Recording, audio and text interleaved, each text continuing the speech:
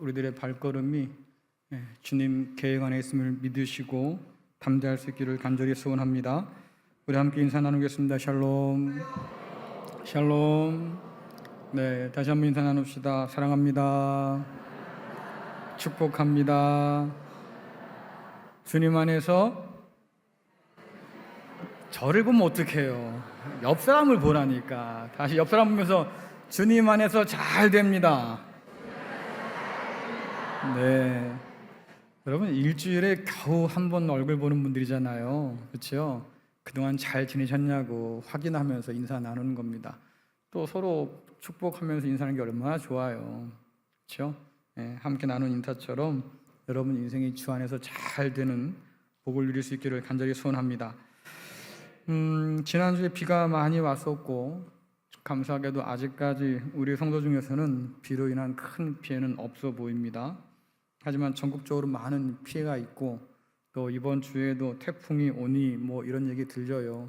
참 불안한데 어쨌든 많은 비로 어려움을 당한 분들을 위해서 여러분 더 많이 기도해 주기를 부탁드리겠습니다. 이럴 때는 아멘 안 나와. 그렇죠? 네. 꼭 복 받으세요 그러면 아멘 그러는데 남을 위해서 기도합시다 그러면 아멘. 그거 좀 마음을 넓게 써요. 어려운 사람이 있어 기도하자는데 아멘 하면 되잖아요. 다시 한번 아멘. 우린 지난 주일 말씀하시는 주님이 얼마나 경이로운 분이신가 요한의 환상을 통해서 우리가 봤어요. 왜 그렇게 놀라운 주님의 모습을 우리에게 알려주셨을까? 주님 말씀이 그렇게 무시할 말씀이 아니다. 그렇게 위대하시고 경이로우신 주님께서 교회를 위해서 주신 말씀이니까 반드시 꼭 새겨들어야 된다. 아마 이런 의미로 주님의 모습을 우리에게 보여주었을 것 같습니다. 세상의 주관자이시고 또 교회의 머리 되신 우리 주님께서 교회에게 말씀을 주셨는데 목적이 있다고 그랬죠.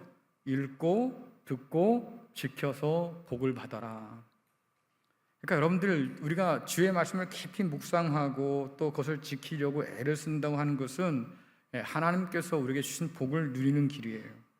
근데 주님께서 이 말씀을 우리 교회 가운데 주신 이유가 뭘까 생각해 보면 그 당시에 교회들이 이 복을 잃어버릴 위기에 있었구나. 그렇죠? 그 사람들이 말씀을 잘 지키며 살았다고 하면 굳이 얘기할 필요 없는 거잖아요.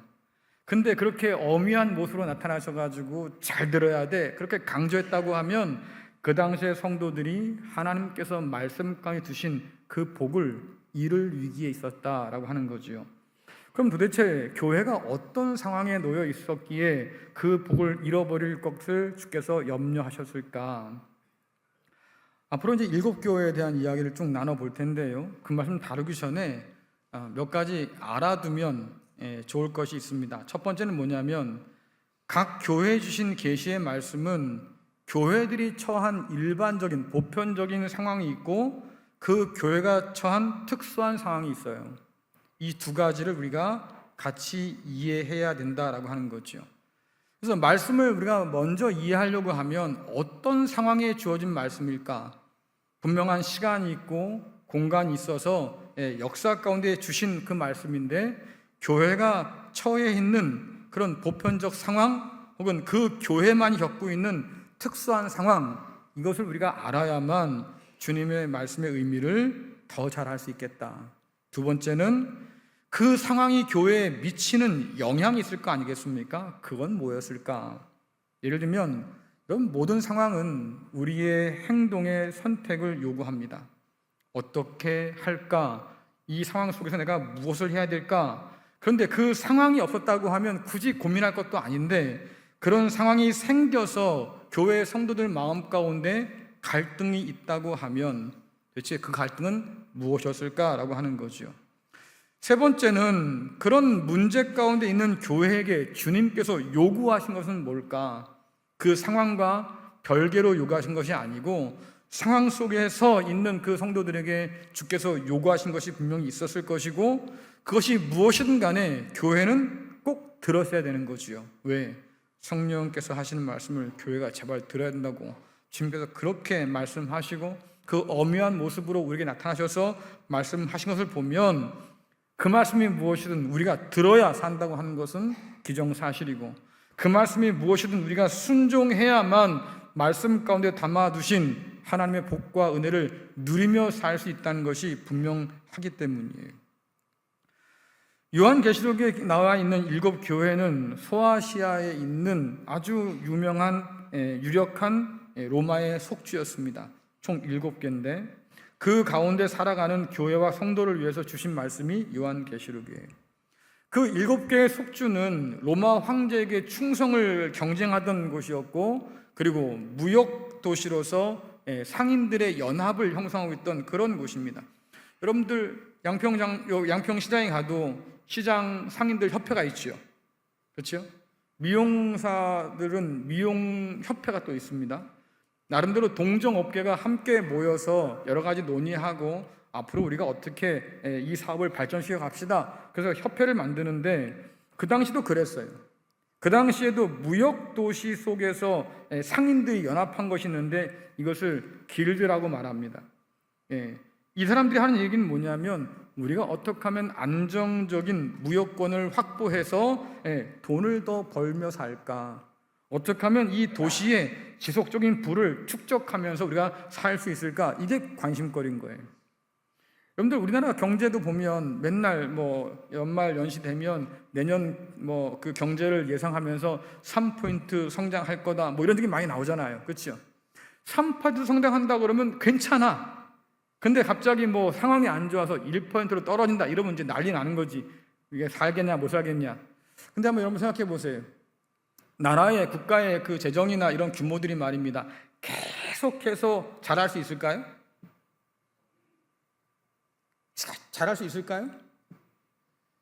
그게 한계가 오니까 지금 이 모양인 거예요. 세상이에요. 경제 대공황이 온다 이런 얘기 많이 하잖아요. 그 왜 그러겠습니까? 성장의 한계가 언제나 오기 마련인 거지요. 그런데 이 도시에 있던 7 도시에 있던 무역 상인들은 어쨌든 로마 제국과 함께 연합을 해가지고 말입니다. 그로부터 이런 부를 축적하려고 애를 쓴 거예요. 그래서 업종별로 이 길드마다 섬기는 신들이 있어요. 예를 들면 대장장이들이 모였다 그러면 대장장이의 신 이렇게 있는 거지요.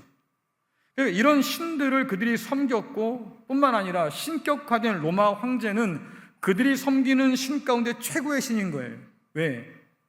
이 황제랑 관계를 잘 맺어야 무역도 하고 먹고 살고 이럴 거 아니겠습니까? 그러니까 자기들의 생계를 책임지는 가장 높은 왕, 그게 바로 로마 황제여서 최고의 신으로 인정해서 그 앞에 엎드려 절을 했다 그 말입니다. 그러니까 길드에 가입한 사람은 길드가 섬기는 그 신들 또 로마 황제를 숭배하는 것 이 모든 제사에 다 참여해야 돼요. 만약에 난 싫은데 그러면 길드에서 나와야지요. 그리고 뭐가 되겠습니까? 그러니까 상업을 할 수 있는 그런 기회나 그런 것이 다 박탈당하는 거예요. 자, 그럼 여러분 생각해 보세요. 당시에 아마 여러분들 중에서 그런 분 계시죠? 아유, 주일날 그래도 문을 닫고 있었는데 요즘 경기가 하도 안 좋으니까 문을 열어야 할까봐 아니면 말아야 할까 고민하는 사람이 있죠. 그렇죠? 그래도 이건 좀 나아. 당시의 사람들은 어떤 고민을 했냐면 내가 예수를 믿고 우상 숭배를 하지 않고 먹고 살 길을 잃을까? 아니면 예수만 섬기기로 결단해서 핍박 앞에 설까? 둘 중 하나인 거예요. 예수를 부인하고 내가 먹고 살 길을 얻을까? 아니면 예수를 인정하고 그분 앞에 절하고 황제나 우상에게 절하지 않아서 핍박 앞에 설까? 이 둘 중 하나를 택한다고 생각해 보세요. 여러분들은 어느 편을 택할 거예요?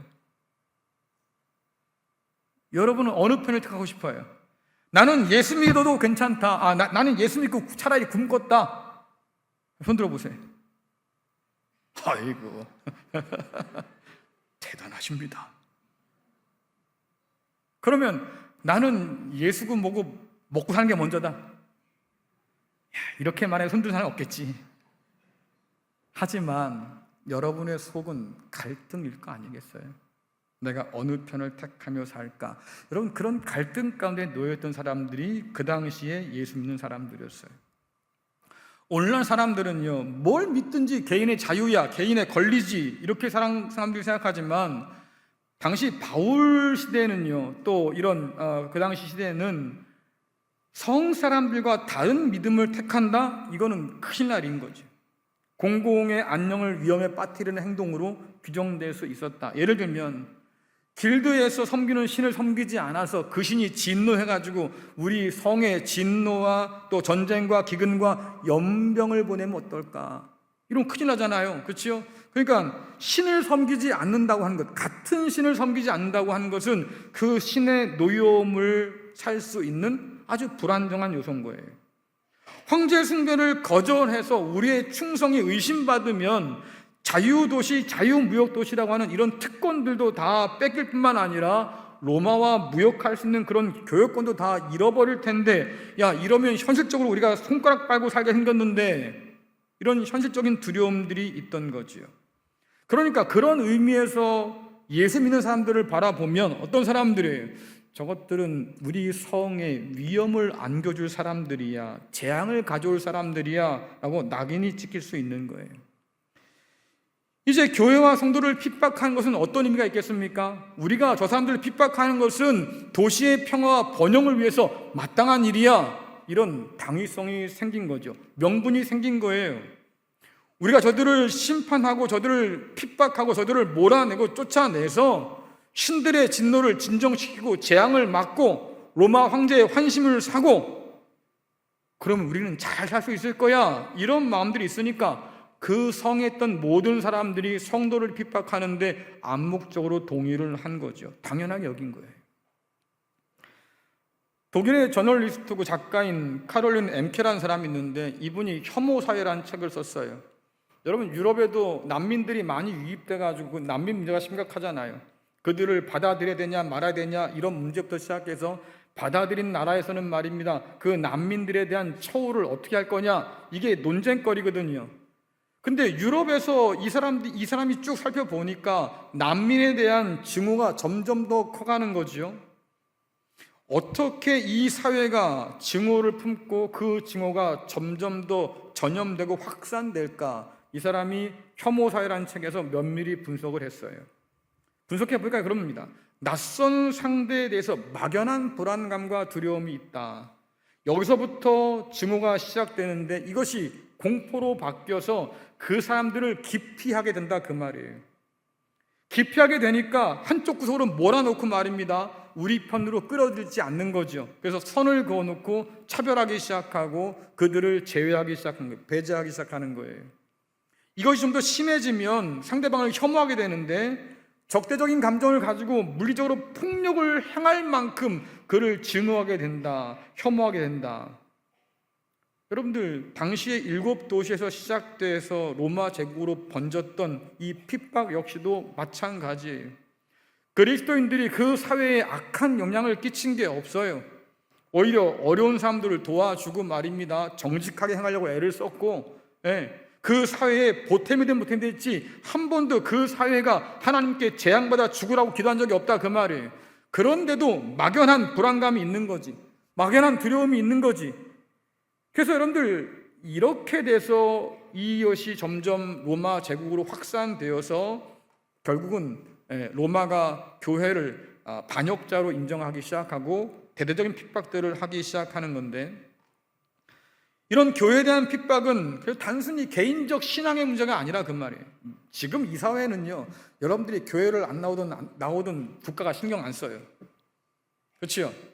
여러분들이 교회를 가든 절을 가든 국가가 신경 안 쓴다고. 왜? 자유니까 알아서 해라, 뭐 그 말인데, 그 당시에 내가 황제를 숭배하지 않고 나는 예수님을 믿겠습니다라고 하는 이 믿음의 결단은 결코 개인의 선택으로 끝나지 않습니다. 왜? 황제에 대한 충성과 연결되어 있는 정치적인 문제로 성격을 갖고 있는 거죠. 당시에 통치자가 있는데 그 통치자에 대해서 내가 인정하지 않겠다고 하면 정치적으로 반대편에 선 거 아니겠습니까? 통치자를 거절한 거니까. 그러니까 이 결정은 정치적인 그런 문제가 되어버렸어요. 이윤을 추구하는데 문제가 생기니까 그들을 핍박하는 거니까 상당히 경제적인 문제와 관련이 있겠지요. 또한 제국을 제국의 모든 것을 열렬히 추종하는 것에 대해서 반대하는 거니까 문화적인 문제일 수도 있겠습니다. 뿐만 아니라 도시의 평화와 번영에 직결된 문제니까 사회적인 문제일 수도 있는 거예요. 우리는 개인의 신앙의 문제라고 얘기하지만, 그러나 그 당시에 그리스도인들이 로마 황제에게 충성을 바치지 않고 그들이 섬기는 신 앞에 절하지 않고 오직 예수님께만 내가 이 충성을 바칠 거야, 이것은 정치, 경제, 사회, 문화의 측면에서 심각한 도전이었어요. 그러니까 그 사회가 발칵 뒤집히고 긴장할 수밖에 없던 거죠. 교회가 이 모든 것에 타협해서 아유 그래 좋은 게 좋은 거지 그냥 가자라고 했다고 하면 아무 문제 없을 텐데 말입니다. 교회가 이 모든 것에 타협하기를 거절했어요. 나는 오직 하나님께만, 우리 주님께만 충성을 다 바칠 거야. 그래서 핍박받은 거죠. 여러분, 오늘 이 땅에 교회가 세워져 있는 까닭은 이런 믿음의 선배들의 결기 위에 세워져 있는 거예요. 오늘 우리가 그 믿음을 가지고 살아내지 못하면 우리 다음 세대의 교회가 있을까를 고민할 수밖에 없는 그런 날들을 맞이하게 되는 거죠. 교회와 성도에 대해서 7도시가 가지고 있는 불안과 두려움은 아까도 말씀드린 것처럼 근거가 없는 막연한 것인데, 하지만 그들이 교회를 핍박하는 이런 탄압들은요, 막연한 게 아니잖아요. 실제적으로 피부로 느낄 수밖에 없는 아주 두려운 현실이다, 그 말이에요. 어제까지 함께 예배 드리던 사람이 오늘 아침에 안 보여. 어디 갔겠어요? 밤에 잡혀간 거예요. 성경 보니까 신실한 믿음의 사람이었던 안디바가 순교를 당했어요. 이런 것이 소문으로 도는 것이 아니라 사실로 지금 돈다, 그 말이에요.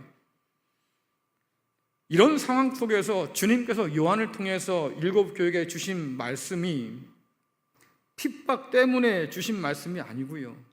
주님 마음은, 관심은 딴 데 있어요. 핍박받는 것은 당연하다 말했지. 근데 그 핍박 속에서 너희가 어떤 마음과 어떤 태도를 가지고 있을까? 주님께서 그 핍박을 피할 비법을 알려주려고 말씀하신 것이 아니고 그 핍박 속에서 인내하라고, 견뎌내라고 우리에게 말씀하기 위해서 지금 요한을 보낸 거잖아요.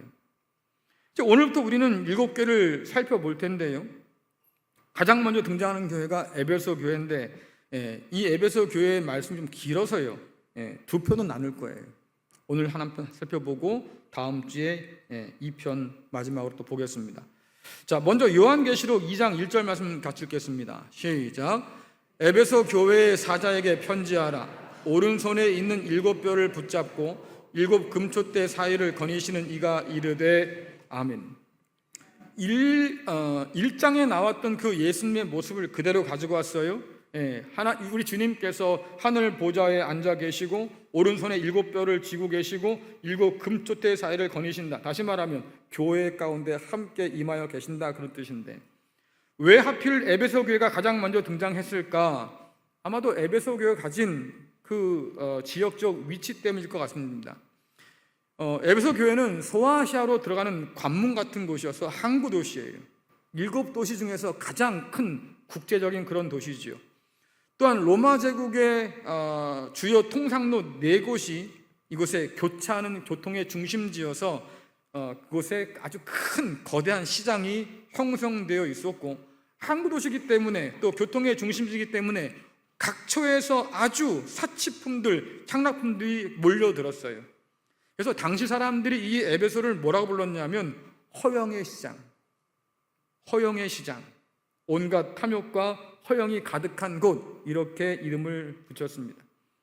또한 매년 올림픽에 버금가는 대규모 경기가 열렸죠. 이제 곧 파리 올림픽이 열린다고 하는데 막대한 재정이 들 거 아니겠습니까?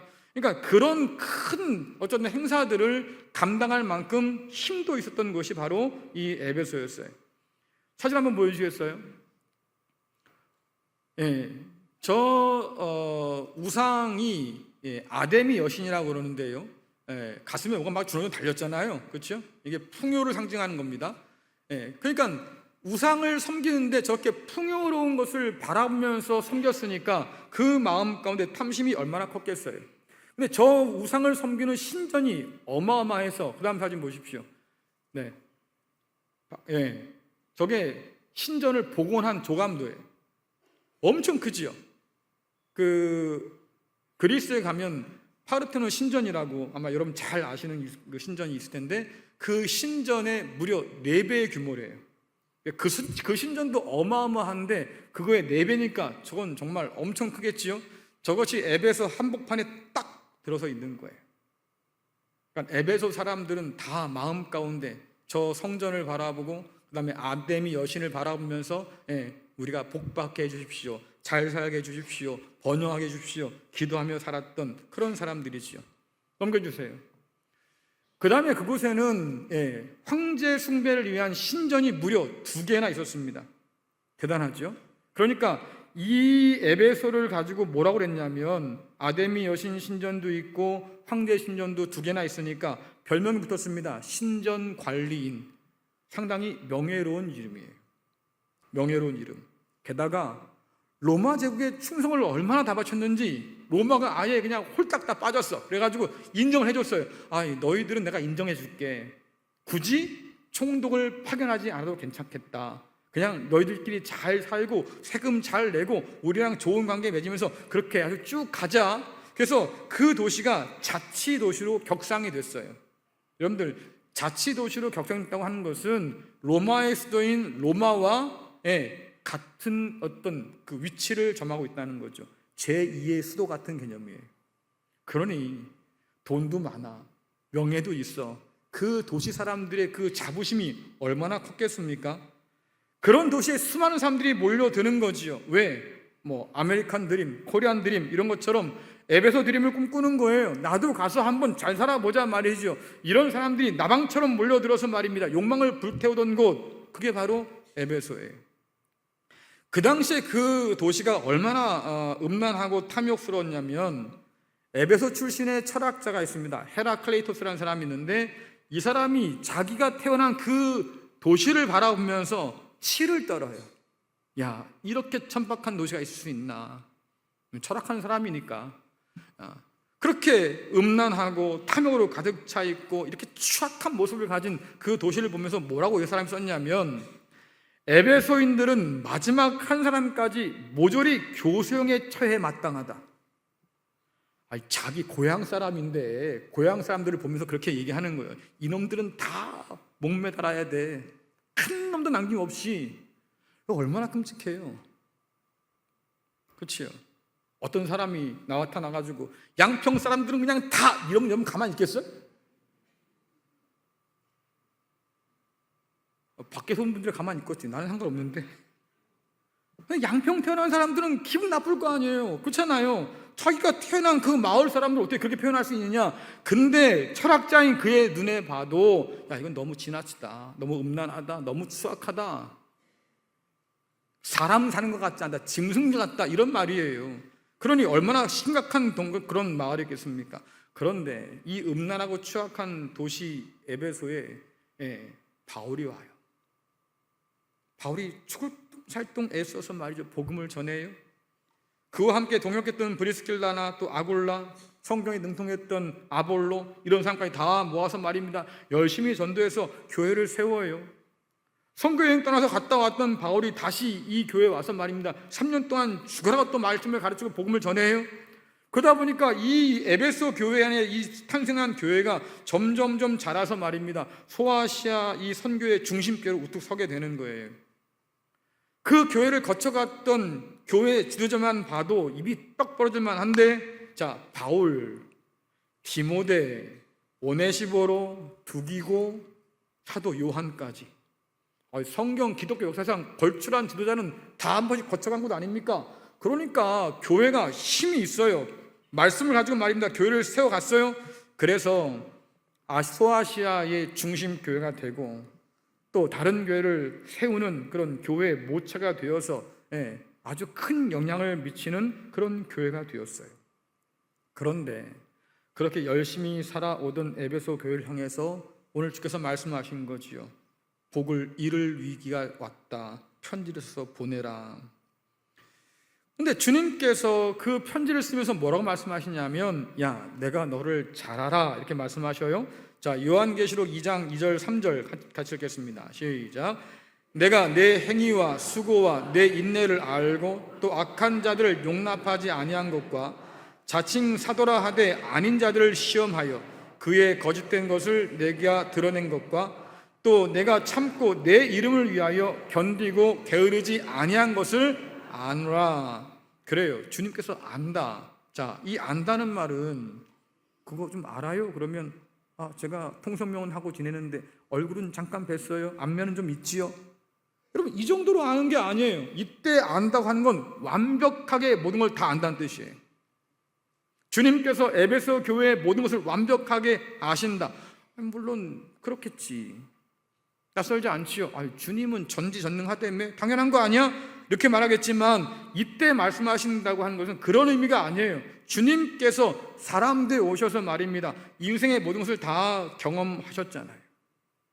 그 성경은 말합니다. 우리를 잘 이해하시는 분이시다.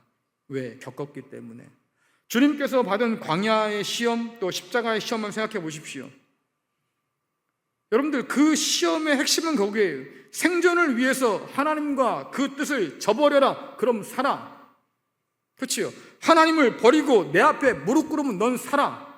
굳이 십자가 질 필요 없이 그냥 내 앞에 한 번만 무릎 꿇어. 눈 딱 감고 그럼 다 줄게. 여러분, 얼마나 쉬워. 근데 그 당시에 소아시아 교회들이 겪고 있던 시험이 딱 그런 거였거든. 로마 황제에게 절하면 살 수 있어. 우리가 섬기는 그 신 앞에 제사 드리면 살 수 있어. 너 평생 일궈왔던 가정과 내 기업 쫓겨나지 않고 핍박받지 않고 당당하게 떳떳하게 우리 마을에서 우리 도시에서 장사할 수 있어. 여러분들, 이게 얼마나 큰 유혹이겠어요. 주님께서 겟세마네 동산에서 엎드려가지고 뭐라고 기도합니까? 하나님, 이 고난의 순잔을 내가 정말 마셔야 됩니까? 마시려고 그 자리에 엎드린 거예요. 근데 그 마음 가운데 여전히 갈등한 게 뭐겠어요? 내가 이 잔을 피하고 싶은데, 인간적인 감정인 거지요. 내가 이것을 피하고 살고 싶은데, 심지어 예수님이 얼마나 고민됐냐면, 내가 심히 고민되어 죽게 되었다. 여러분, 그러면 정말로 속이 다 탈 만큼 그런 갈등이 있다고 하는 건데, 그런 갈등, 그런 시험들을 다 이겨내신 주님께서 오늘 뭐라고 말씀하십니까? 내가 내 안에 있는 것도 다 알아. 불꽃 같은 눈으로 우리를 친히 살펴보시고 아신다고 하시는 그 주님, 우리는 이분을 이렇게 고백합니다. 나보다도 나를 더 잘 아시는 분, 나보다도 더 내게 가까이 계신 분. 우리가 믿는 주님은 그런 주님이죠. 근데 안타깝게도 많은 사람이 이 사실을 믿지 못해요. 야, 주님이 살아계셔서 하늘에 계신다며 땅에 있는 우리를 어떻게 알아? 말도 안 되지. 주님은 하나님인데 사람인 우리를 어떻게 알겠어? 말도 안 되지. 심지어 그리스도인조차도 이 사실을 믿지 못하고 믿기 어려운 사람들이 많아요. 그런데 주님께서는 말씀하지요. 교회를 핍박하는 거고 나를 핍박하는 거야. 이미 나는 고난을 다 당했어. 너희들 누구보다 더 잘 알아. 그러니까 주님께서 우리를 안다고 하실 때는 그냥 탁상공론, 헛된 추상적인 이야기, 말만 그런 게 아니고 정말로 우리를 아신다라고 하는 거예요. 교회의 머리가 되신 분이기도 하시고, 모든 만물의 주관자가 되기도 하시고, 로마 황제가 아닌 이 세상 모든 왕의 실질적인 왕이 되시는 그 주님께서 여러분, 오늘도 살아서 우리와 함께 하시며 불꽃 같은 눈으로 우리를 살피시고 내가 너를 안다라고 말씀하시니, 여러분, 이것이 얼마나 큰 은혜입니까? 그러니 옆 사람께 한번 인사 나누세요. 염려하지 마세요. 주님이 다 아신답니다.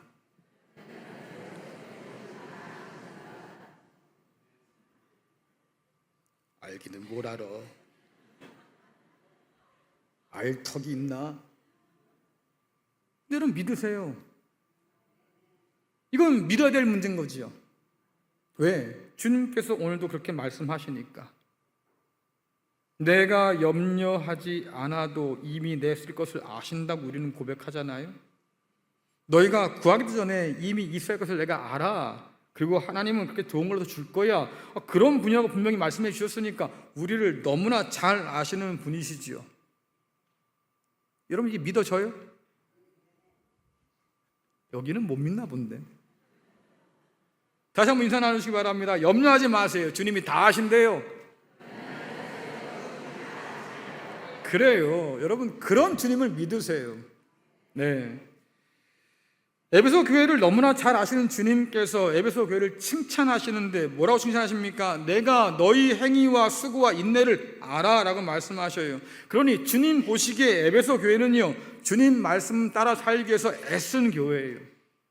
생각해보면 우상숭배에 빠져 살던 사람들인데 그들이 예수님의 복음을 듣고 변화되었어요. 그리고 교회가 생겼습니다. 근데 이 교회를 통해서 에베소 지역에도 놀라운 변화가 생기는데 사람들이요, 우상 숭배를 안 하겠다고 그래요. 나 이젠 우상 안 믿을 거야.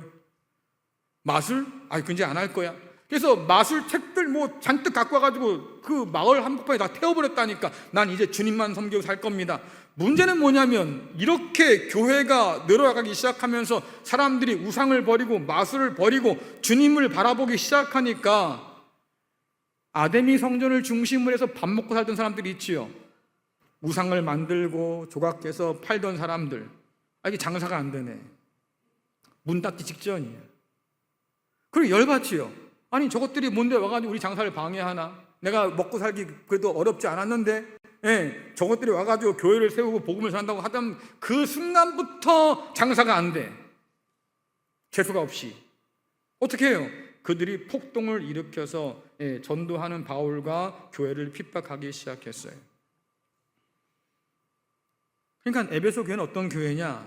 적당히 믿는 교회가 아니에요. 그렇죠? 오늘도 2부 예배 끝나고 강의실에 모였는데 장로님들이 고민이 생겼어요. 봉사할 사람이 없대요. 여러분들이 교회에 오는데 버스를 돌려야 되는데 버스를 돌릴 사람이 없대요. 일종 대형 면허 하고 계시는 분들 제발 좀 버스 좀 운전해 주세요. 이걸 어떻게 해야 될까요? 장로님 한 분이 그럽니다. 세상이 그런 걸요. 그래서 어떤 교회는요, 아무것도 하지 말고요, 그냥 주일 한 번 와서 예배만 잘 드리세요, 그러더래요. 제 마음에 걱정이 되는 거죠. 그게 교회냐? 그게 교회냐? 일주일에 한 번 겨우 와가지고 예배 드리고 가면 그게 교회냐? 하나님이 맡겨주신 사명이 있고 섬기라 말씀하셨는데 그거 아무것도 없이 그냥 일주일에 한 번 와가지고 예배만 딸랑 드리고 가면 그게 교회냐? 근데 그런 교회가 현재 되어가고 있는데, 그러나 오늘 에베소 교회는 어떻습니까? 지칠 때까지 모든 걸 다 쏟아 부어서 주님 표현으로는 수고를 내가 안다. 수고하는 교회예요.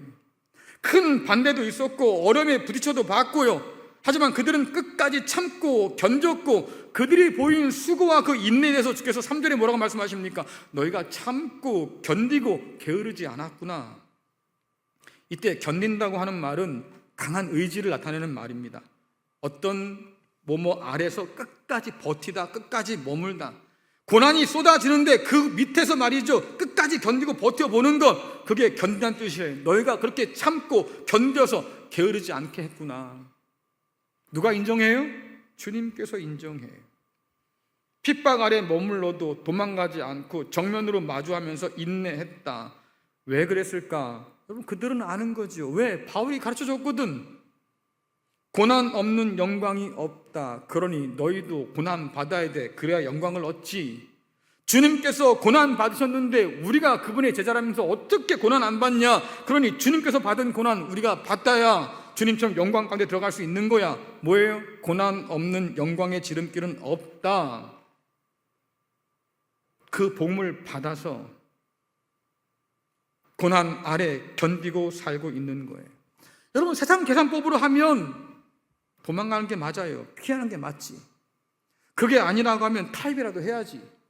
그것도 안 된다고 하면 예수 버려야지. 그래야 살 거 아니에요. 근데 우리가 꼭 가끔 그런 얘기 하거든요. 아이고, 소나기는 일단 피하고 봐야죠. 그렇죠? 이게 우리한테는 대단한 핑계인 거예요. 소나기는 일단 피하고 봐야죠. 그 얘기는 뭐겠습니까? 나도 어쩔 수 없었어요, 살려면. 그래서 예수를 부인하고, 그래서 하나님도 버리고 그렇게 살아왔어요, 할 수 있는 거지.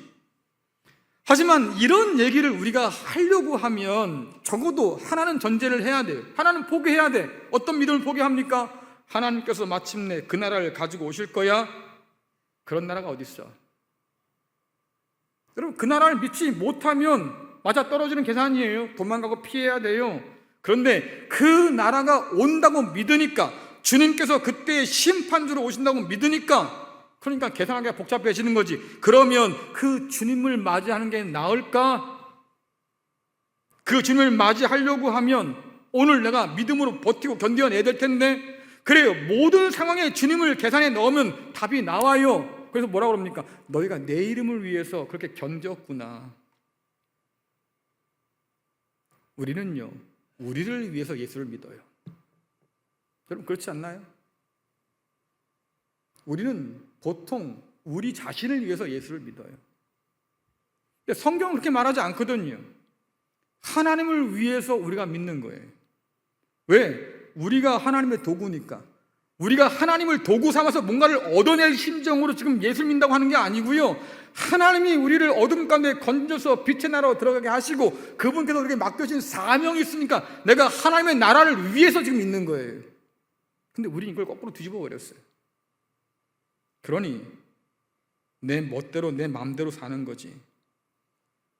사람들이 그럽니다. 아니 다 좋은데 누가 알아줍니까? 누가 알아줘요?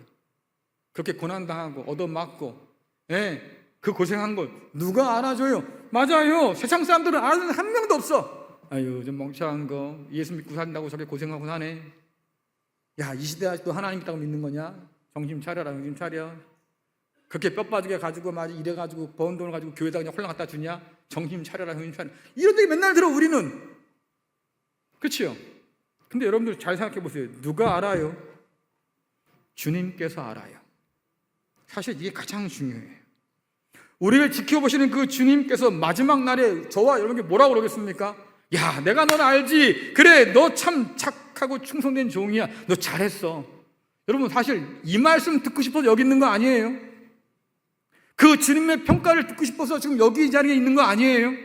세상 사람들이 아무리 우리를 몰라주고 너 그거 도대체 왜 하고 사냐라고 얘기하는데, 그래도 주님께서 날 알아주실 거야, 이 기대와 믿음 가지고 지금 예배하고 있는 거 아니에요? 바울이 그럽니다. 우리의 수고가 헛되지 않을 거야. 주 안에서 우리의 수고가 헛되지 않을 거야. 부활을 의심하고 믿지 못한 사람들이 마음이 흔들리니까 바울이 그럽니다. 무슨 소리야? 우리 주님께서 살아나셨는데 그날 되면 우리보다 죽은 사람이 먼저 부활할 거야. 그날 되면 주님께서 우리에게 오실 거야. 우리가 했던 모든 수고를 주님께서 알아주실 거야. 그러니까 지금 우리가 세상 사람이 볼 때는 헛된 것 같아도 우리는 헛되지 않을 거야. 여러분, 주님만 나를 알아주신다고 하면 우리는 그것만으로도 세상을 견디고 이길 이유가 충분한 거지요. 왜? 결국 주님의 인정과 칭찬만 남기 때문이에요. 여러분들이 주님의 칭찬과 인정받는 복 있는 성도 될 수 있기를 간절히 축원합니다. 그것이 말씀을 읽고 듣고 순종해서 얻을 유일한 복이지요. 만약 그것을 얻지 못한다고 하면 여러분, 우리는 주님께서 경고하신 것처럼 생명책에 내 이름이 빠질 거예요. 그러니 단순하게 이 세상에서 잘 먹고 잘 사는 게 문제가 아니고 우리의 진짜 문제는 마지막 그날에 내가 주님 앞에 설 수 있을까, 이 문제고, 결국 그런 주님이 나를 보시면서 잘했어, 넌 착하고 충성된 종이야, 내가 널 잘 알지, 나를 인정해 주실까? 여러분, 이 문제가 가장 중요한 문제지요. 결국 주님께 칭찬받는 저와 여러분 될 수 있기를 간절히 축원합니다. 삶이 어려운 분들 이 자리에 계실 거예요. 마음이 흔들리지요. 야, 내가 예배드리고 앉아가지고 이 세상이 아닌데 지금 내가 가서 빨리 일해야 될 텐데, 아마 이런 마음 굴뚝 같은 분도 계실 거예요. 가게가 어려우고 형편이 어려워지니까 말입니다. 아유, 주일날 장사를 다시 열어야 되나 말아야 되나 고민하는 분도 분명히 계실 거고요. 어려움 가운데 있는 여러분들에게 이단들이 손 내밀어서 말입니다. 이단들에게 흔들리는 사람도 분명히 있을 거예요. 종종 제게 들어와요. 신천지가 접근했다는 얘기 자꾸 들어와요. 정신 차려요, 여러분들. 안 그러면 홀랑 잡혀간다고.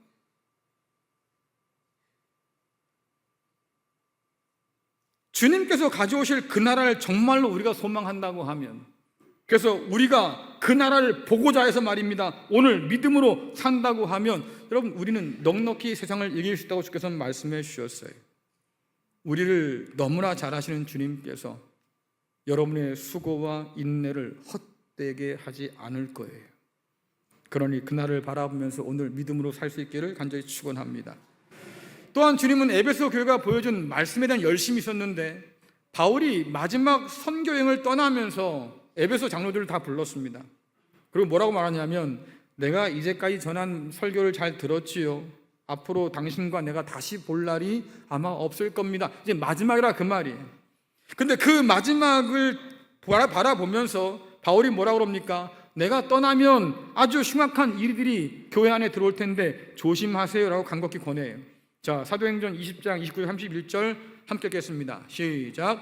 내가 떠난 후에 사나운 이리가 여러분에게 들어와서 그 양떼를 아끼지 아니하며 또한 여러분 중에서도 제자들을 끌어 자기를 따르게 하려고 어그러진 말을 하는 사람들이 일어날 줄 내가 아노라.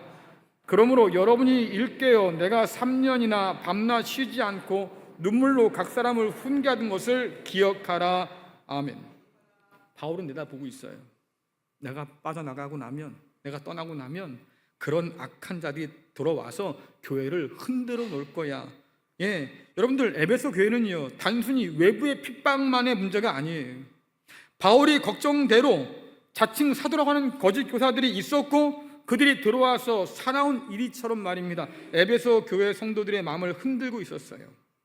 핍박 앞에서 흔들리는 그들을 미혹해서 복음에서, 말씀에서, 믿음에서 떠나도록 만들고 있었다. 게다가 말씀 보니까 주님께서 미워하시는 니골라당 이런 사람들이 있는데 그들까지 가세해서 혼란을 더 부추겼습니다. 자, 요한계시록 2장 6절 말씀 보겠습니다. 시작. 오직 내게 이것이 있으니 내가 니골라당의 행위를 미워하는도다. 나도 이것을 미워하노라. 니골라당이라고 하는 것은 바울이 이야기했던 것처럼 여러분 가운데서도 제자를 끌어서 자기를 따르게 하려고 어그러진 말을 하는 사람들이 있을 겁니다 했는데 바로 그 사람들이에요.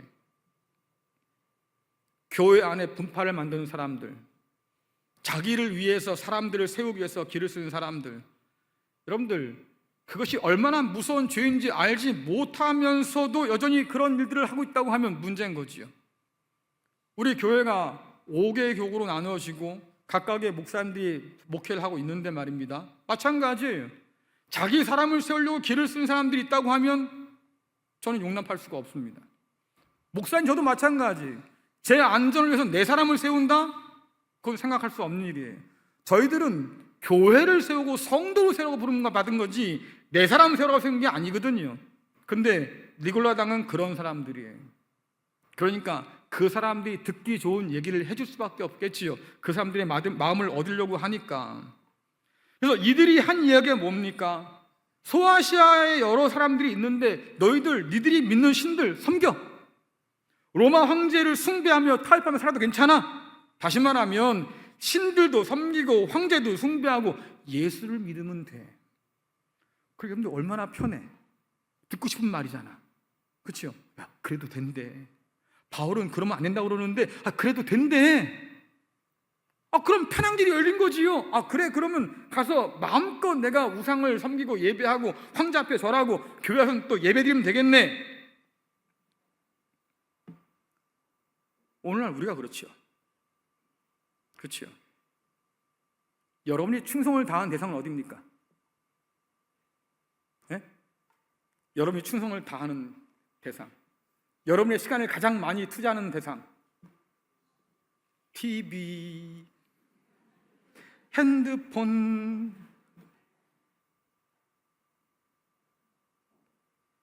그거에 길들여 살다가 교회 오니까 재미없어.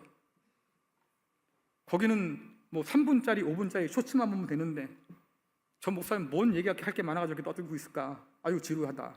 재미가 없어. 세상에 길들여 사는 거예요.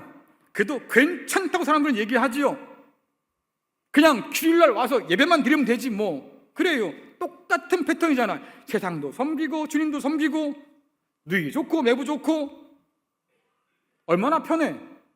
그런데 오늘 말씀 보니까 에베소 교회 사람들은 이런 것을 거부했다 그래요. 무조건 받아들이지 않아요. 왜? 바울이나 요한이 가르쳐준 그 복음을 가지고 그 거짓 예언자들을 바라보는 거지요. 그들이 뭘 가르치는가 보는 거지요. 그러다 보니까 드러나 이거는 말씀에서 벗어나는데, 그들 속에 있는 교묘한 거짓말들이 드러나기 시작하니까 그들과 담을 쌓기 시작하는 거예요. 야, 내가 널 미워한다. 다시 말하면 관계 없이 산다, 그 말이야. 세상과 타협을 권하는 사람들, 그래서 그래도 괜찮다고 말하는 그런 니골라당 같은 사람들, 그 사람과 경계를 걷고 함께 하지 않는다. 왜? 주님께서 주신 말씀을 사랑하니까. 그 말씀을 통해서 거짓을 분별하고, 그래서 교회를 지키는 게 더 소중하다고 그들이 깨달아 아니까. 자, 여러분들 한번 생각해 보세요. 아마 여러분들 손에 이미 늘 핸드폰 아주 그냥 쥐고 사는 분들이니까, 그 유튜브 보면 아마 여러 가지 설교들 동네에서 막 올라오니까 아마 여러분들이 좋아하는 분들 설교 플레이리스트를 갖고 있을 거예요. 그렇죠? 한 가지 여쭤볼게요. 그거 한번 점검해 보셨어요? 목사님, 이 사람 설교를 제가 들어도 괜찮겠습니까? 한번 질문한 적 있어요? 고민한 적 있어요? 없지요? 자신 있어요? 괜찮아요? 기준이 없잖아요.